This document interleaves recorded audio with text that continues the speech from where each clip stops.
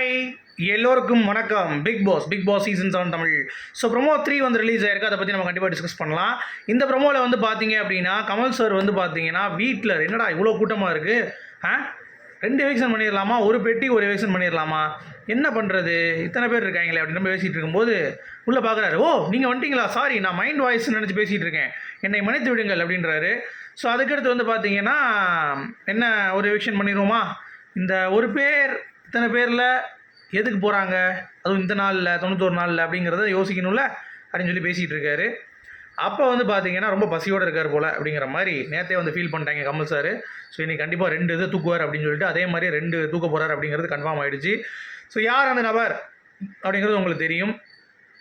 It's going to be Nixen and Raveena. So 2 பேரும் வந்து பார்த்தீங்கன்னா இன்றைக்கி வீட்டை விட்டு வெளியேறியிருக்காங்க. ஸோ அட் அ டைமில் 2 காலையும் தூக்கு அப்படின்ற விவேக் சொல்லுவார்ல, அந்த மாதிரி அட் அ டைமில் 2 பேரையும் வெளிநேற்றிருக்காங்களா அப்படின்னு சொல்லி கேட்டிங்கன்னா இல்லை, ஒருத்தராகத்தான் வெளியே போயிருக்காங்க. டபுள் எவிக்ஷன் மாதிரி இல்லை, அது அடுத்த வாரம் நடக்கும். ஸோ ஒரே நேரத்தில் 2 பேர் ஸ்டேஜுக்கு போவாங்க, வருண், அக்ஷரா அந்த மாதிரி, ஓகேங்களா. ஸோ அது வந்து அடுத்த வாரம் நடக்கும். அது யார் அந்த கொடுப்பன அப்படிங்கிறது பார்ப்போம். மேபி மாயா பூர்ணிமா கூட இருக்கலாமோ அடுத்த வாரம் போகிறது, தெரியல, வெயிட் பண்ணி பார்க்கலாம், ஓகேங்களா. இது ஒரு பக்கம். அடுத்து இவங்க வெளியே போகிறப்ப என்னென்ன சீன் க்ரியேட் ஆகிருக்கும் அப்படிங்கிறத நம்ம ஏற்கனவே வீடியோ பேசிட்டோம். பட் இருந்தாலும் இப்போ நமக்கு ஒரு அப்டேட் கிடச்சிருக்கு. என்ன அப்படின்னா, அர்ச்சனா அவர்கள் அழுதுட்டாங்க அப்படின்ற மாதிரி ரவீனாவுடைய எவிக்ஷனுக்கு.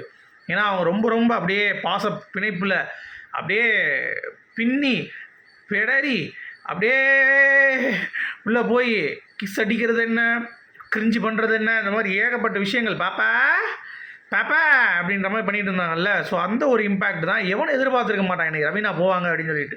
ஸோ அது ஒரு அதிர்ச்சி தான், பேரதிர்ச்சியாகத்தான் இருக்கும் அப்படிங்கிறது எல்லாத்துக்குமே தெரிஞ்ச விஷயந்தான். ஸோ அதே மாதிரியே இன்றைக்கி ஒரு சம்பவம் நடந்திருக்கு அப்படிங்கிறது தான், ஓகேவா. ஸோ அதில் 2 பேர் வெளியேறி இருக்கப்ப அர்ச்சனா வந்து ஒரு ஃபீலிங் வந்து போட்டிருக்காங்க அப்படிங்கிறது சொல்லியிருக்காங்க. ஸோ வெயிட் பண்ணி பார்ப்போம் என்ன மாதிரி ஃபீலிங்கு. சும்மா அப்படியே நீலுக்கு நீரா இல்லை நிஜமாகவே எப்பயும் அழுவாங்களே அர்ச்சனா அந்த மாதிரி அழுகுறாங்களா அப்படிங்கிறத பொறுத்து இருந்து பார்ப்போம். அடுத்து நிக்சன் கிட்ட வந்து பார்த்தீங்கன்னா பர்சனல் மேட்டர் வினுஷா அதை கிளியர் பண்ணிடு அப்படிங்கிறதையும் சொல்லியிருக்காங்க, சரியா. ஸோ அதுவும் வந்து ரொம்ப முக்கியமான ஒரு விஷயம். ஏன்னா இங்கே வினுஷா வந்து ரொம்ப கோவமாக இருக்காங்க. இப்போ வெளியே வரும்போது வாடா ஐஷுவோட அப்பா ஒரு பக்கம் ஒரு செருப்பு வச்சுக்கிட்டு வினுஷா ஒரு செருப்பு வச்சுட்டு உட்காந்துட்டு இருக்கோம்.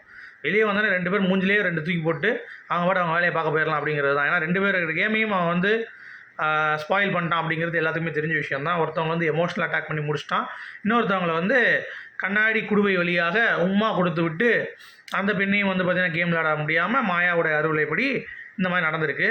ஸோ அவரும் நேற்று அவங்க அப்பாவும் வந்து சரியான போஸ்ட் போட்டார். எஸ்டே சூர்யா ஸ்பைடரில் ஒரு இது இருக்கும்ல, அதே மாதிரி அப்படியே காதெல்லாம் வச்சுட்டு வந்து போட்டிருக்காரு.